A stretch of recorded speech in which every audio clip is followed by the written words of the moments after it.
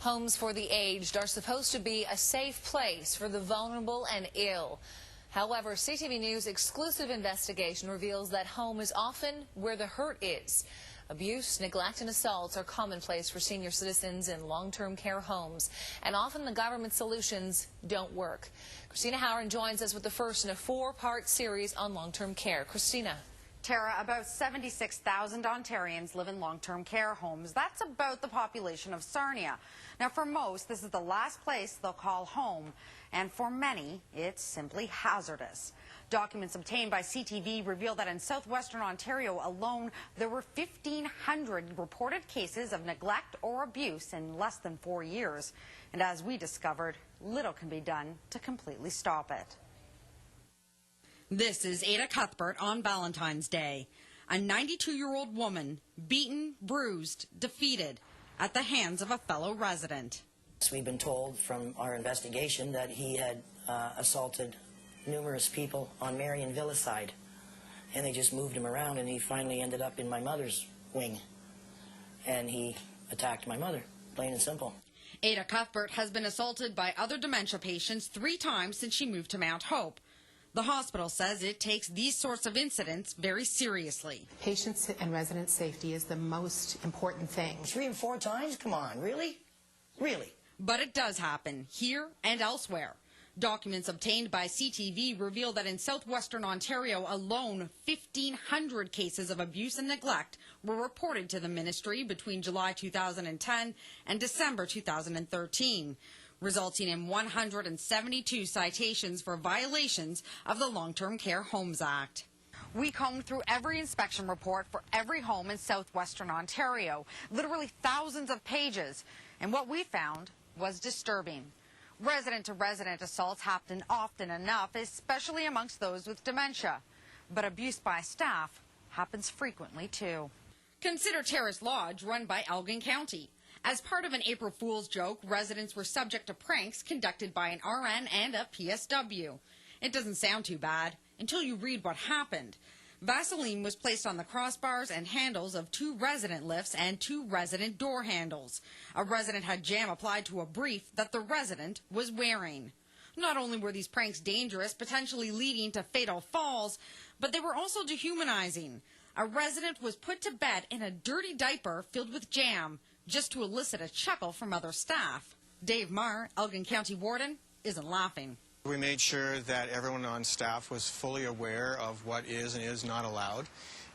Those people that were responsible are no longer there. The county has a zero-tolerance approach to abuse, but here and elsewhere, that approach is often ignored. Pam Malcolm was a personal support worker in New Brunswick for 20 years, but after only 1 year in an Ontario home, I absolutely quit. She didn't witness staff physically beating people under care, but what she did see sent chills down her spine.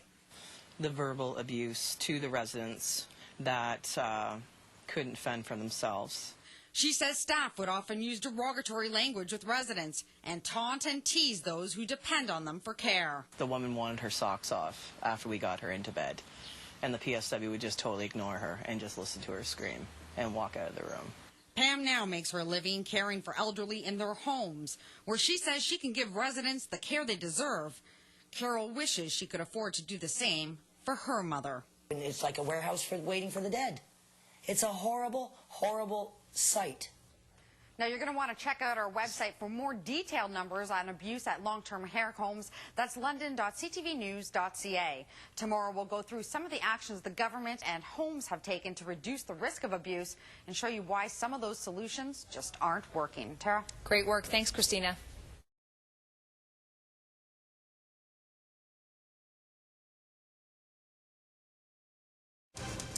Abuse at long-term care homes is widespread, and much of it stems from resident-to-resident assaults.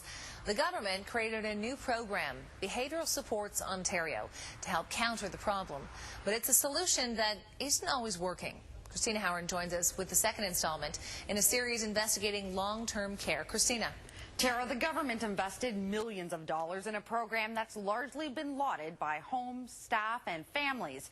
But programs don't work if they aren't effectively used. And when that happens, there are consequences for residents and families, but only negligible ones for the homes. Over the past 3.5 years, 1,500 cases of abuse or neglect have been reported in southwestern Ontario's long-term care homes. Many cases are dementia residents assaulting one another. To curb this, the Ontario government developed Behavioral Supports Ontario, a program that creates individual plans for residents with cognitive impairments and sends trained personnel into homes. Miranda Ferrier of the Ontario PSW Association is a big fan of the program, but says it's too limited. What a lot of people seem to think is that there's always a team on every shift that are trained in the BSO, when in actuality and in reality, there aren't. Belinda Strickland knows this all too well. Her husband, Dennis, is currently in the hospital after he assaulted another resident for the second time. Dennis got confused, he got agitated, and he slapped this gentleman. As this is happening, there is an employee that witnessed all this and did not step in until Dennis slapped the gentleman. Only 10 days earlier, the BSO developed interventions to decrease his anger and agitation. For example, relocating him or giving him a tool belt so that distractions are easily available. None of this was done. The recommendations. I mean, they had 10 days to put them in place, and obviously it wasn't done. Ferrier says that's often the case. A lot of our PSWs as well didn't know that there was plans in place for certain residents in the home, because I guess the home doesn't have the time, or they just don't make it a priority. For Ada Cuthbert, a repeated victim of assault, there's a different type of plan in place, a protective one. A chair is placed in front of her door and a banner of sorts is attached over the doorway to stop people from entering her room. Her daughter says it isn't enough. Chair wasn't there. Chair was down the hall, banner down, banner gone. The most recent attack was at the hands of a man with a history of dementia-related violence. Carol says security measures should have been put in place from the onset and blames the home. Why was there nothing in place after the very first time that Joe Blow hurt somebody? St. Joseph's Healthcare's Karen Perkins says it isn't that easy. If we isolated these individuals, and it was just something that would happen occasionally, how wrong that would be for that, and if it was your family member, how wrong that would be. While neither of the ministers involved in long-term care would speak with us on camera, in a statement, Minister Darmella says she has zero tolerance for abuse, neglect, or harm. She says that's why there is now stronger enforcement and better inspections of long-term care homes. Inspections may be better, but penalties for violations are minimal. St. Joseph's St. Mary's home was inspected for Ada Cuthbert's Valentine's beating, and for the other assaults the home didn't originally report to the ministry.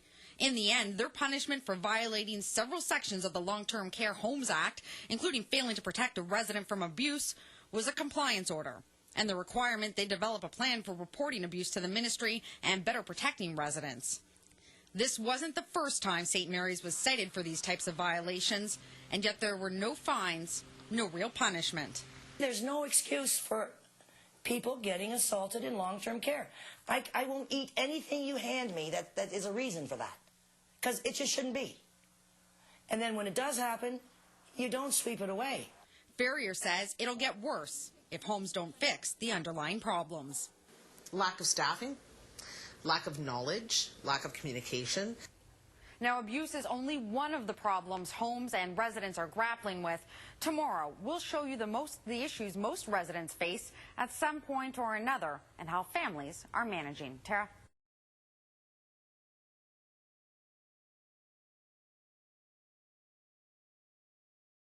We have spent the past few days talking about abuse at long-term care homes. And while it is widespread, most residents deal with much different issues: soiled beds, wrong medications, incomplete care, and staff without proper training. In the third installment of her investigative series, Christina Howard brings us the truth about what may be happening in your loved one's bedroom. Christina. Tara, southwestern Ontario's 118 long-term care homes have produced over 1,000 violations in a 3.5-year period. In fact, during our study time, only 4 homes weren't cited for an infraction. These are the common ones, the ones that impact the quality of life for our loved ones. But make no mistake, they're no less serious than abuse. She likes it there. It's new, it's clean. The food is good. She really likes the food. Collier Seville's mother, Dorothy, moved into a long-term care home in January. And while her mother seems content, July 10th, we've got problems. Collier isn't. We've had medications that were found underneath her bed. We found medication that was out in the hallway. She was concerned and filed a complaint with the ministry. An investigation resulted in an infraction for the home, but no peace of mind for Seville, who thinks back to how she found her mother just a few months ago. Her bed was soiled. She was laying in urine. There was a soiled diaper underneath the bed. It's a sad but not uncommon story. After reviewing every inspection report filed in a 3.5-year period for homes in southwestern Ontario, we found thousands of tales of poor care, horrible living conditions, and dangerous practices. Like at Extendicare Southwood Lakes, where a restrained resident's hourly monitoring chart had been filled in for the entire day at 10:30 a.m. Or Ritz Lutheran Villa, where administration didn't verify an RN's credentials or criminal record and discovered the person had a record but no credentials after they treated and cared for residents. Or here at Meadow Park, where staff used a sheet as a restraining device, and where a resident complained that his lower teeth hadn't been brushed in years. Although his plan of care said he had lower natural teeth, every staff member the inspector spoke with said he wore dentures. That's just what the inspectors caught, and inspections are primarily driven by complaints and critical incidents. That is, incidents homes actually report to the ministry. Because for all the government's talk of annual head-to-toe inspections for every home in Ontario, fewer than 15% of homes in southwestern Ontario have undergone one this year, and only 21% have had one in the past 2 years. When they say respect your elders, I can't even say that with a straight face. I just got chills. Pam Malcolm is a PSW with more than 20 years experience, but quit working in long-term care homes because of what she saw. Nourishment's never given. Just left. Dehydration. How much dehydrated people are there in a nursing home? How many UTIs are there in a nursing home? You're being left in soiled attends. But for all these troubling acts and the thousands of violations inspectors actually caught, not one home was forced to close. Ritz Lutheran, with nearly 100 infractions, has the most violations in southwestern Ontario during our study period. It's trying to change. Its new director is more than an administrator. I was one of those families. My mother-in-law is actually a resident here. Since taking the helm in the fall, McDonald says they've made big headway. It's not just fixing a problem, it's putting the process in place so the problem doesn't happen again. And in that capacity, we've gone to a stronger audit system, where they check to make sure care is being provided properly. They've also added morning risk assessment meetings and tighter hiring controls. But Miranda Ferrier of the Ontario PSW Association says nothing can really change without more boots or sneakers on the floor. It's literally like a factory line. The PSWs just go next, next, next, next. I think it should be changed greatly. Yeah, I think we need to start treating these people with respect. You're going to want to check out our website where we show you how homes in the region compare to one another and point out some notable violations found by inspectors.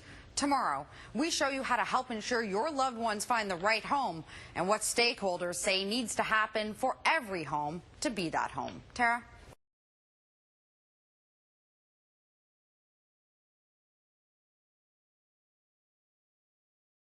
We have spent a lot of time talking about problems in long-term care, and according to stakeholders, there is a solution. However, the remedy to all of these ills will cost us. Christina Howard joins us with the final installment of her investigative series into long-term care. Christina. Tara, nearly everybody involved in caring for the elderly says the cure is more staff, and not more doctors or nurses, more personal support workers. It doesn't look like anybody is eager to take on that expense, but there's something you can do to help your loved ones get the best care possible, and it won't cost you anything but time. We toilet them, face, hands, and pericare. That is it. There is nothing else. It is a quick lick and a promise. Pam Malcolm quit working in a long-term care home because she said residents weren't getting the care or attention they deserve. We should be walking the residents. We should be doing extra things, their nails, whatever. Getting to know the resident, not just if they're a Hoyer, what kind of attend they wear. Getting to know the person, because they're treated like animals. The Ontario PSW Association says the biggest problem is staffing levels. PSWs work one PSW to 25 to 30 on a lockdown ward at night, on the overnight, when they're all having their behaviors. There's one personal support worker. There's no regulated staffing ratio for PSWs or even nurses. Every home has to have an RN on duty for every shift, but that means that nurse could be taking care of 15, 30, or 60 residents. But when it comes to PSWs, the staff that provide the constant care, there's no minimum, just a requirement that a staffing plan is in place. I don't think that the public understands how vital a PSW is. Lack of staff is one of the leading causes of violations, including missed baths, meals, and recreational activities, and errors in medication dosages, treatment, and overall care. There should be a regulated ratio. I mean, if you look at it with ECEs, early childhood educators, they have a ratio of 1 to 5. That'd be amazing. If PSWs had a ratio of 1 to 5 in long-term care, we could actually spend time with our residents. We could actually do things like range of motion exercises with our residents. We could have proper toileting procedures with our residents. Every administrator we interviewed said the same thing. We need a higher level of funding. There is no question about that. Certainly, we've told the province we would like to see more funding so that we can hire more staff. Earlier this year, the government committed to funding 75 new nurse practitioner positions for Ontario's long-term care homes, essentially 1 for every 8 homes across the province. But there are no plans in place to implement new staffing level requirements for PSWs, and no plans to directly fund new PSW positions either. Long-term care isn't likely to get better anytime soon, but Collier Seville makes sure her mom gets the best care possible. Notes, notes, notes. You always document everything. She writes down what she sees on her visits to her mom and talks to staff or even the ministry about concerns. A complaint she filed about poor medication practices led to changes at the home. Without her notes, she says her mom Would have been just a person that was going to be swept underneath the carpet. No one would care. Notes wouldn't have protected Ada Cuthbert from her latest attack, but her daughter hopes that by continuing to picket and lobby, she can make changes. I will picket again. This is not over just because my mama's bruises have healed. I'm going to continue to do this.